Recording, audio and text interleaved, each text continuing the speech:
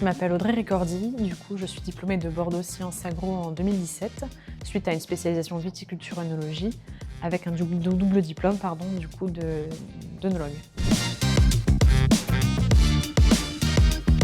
Je suis maître de chai au château Braine-Cantenac à Margaux, et ce que j'aime le plus dans mon travail, c'est la pluridisciplinarité, c'est-à-dire que voilà, je fais plein de choses différentes et donc mon quotidien, c'est pas quelque chose de routinier. Je peux faire de la R&D, de la qualité, du management, de la représentation, donc c'est très épanouissant.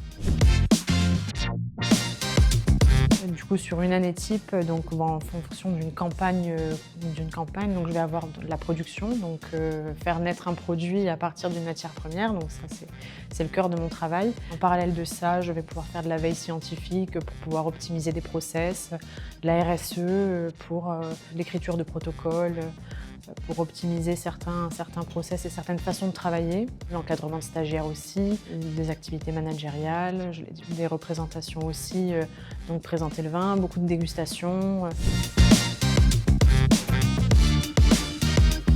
L'esprit critique, c'est la première chose, c'est donc savoir se remettre en question, savoir aussi organiser son travail et en tirer le maximum d'efficience. Voilà, creuser un sujet prédéfini en se disant que voilà, il faut qu'on aille plus loin parce que c'est pas forcément quelque chose qu'on a dans nos compétences premières, mais on va chercher l'information pour devenir meilleur et pour devenir expert dans un domaine. Donc ça me plaît beaucoup. Donc c'est associé aussi à de la rigueur qui peut amener un peu plus de précision dans notre travail. Donc je dirais voilà, l'esprit critique, l'esprit de synthèse, organisation, travail d'équipe aussi, parce qu'on en parle pas mal.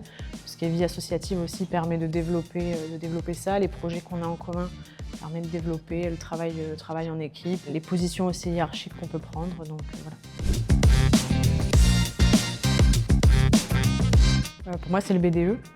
Voilà. Du coup, j'étais vice-présidente du BDE, dans l'organisation aussi des interagros, et c'est vrai que c'est quelque chose auquel on ne pense pas forcément quand on sort d'école, en se disant que ça fait partie de ce qu'on a appris.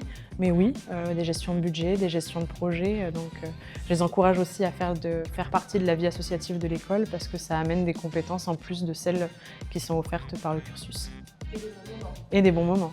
Et des bons moments.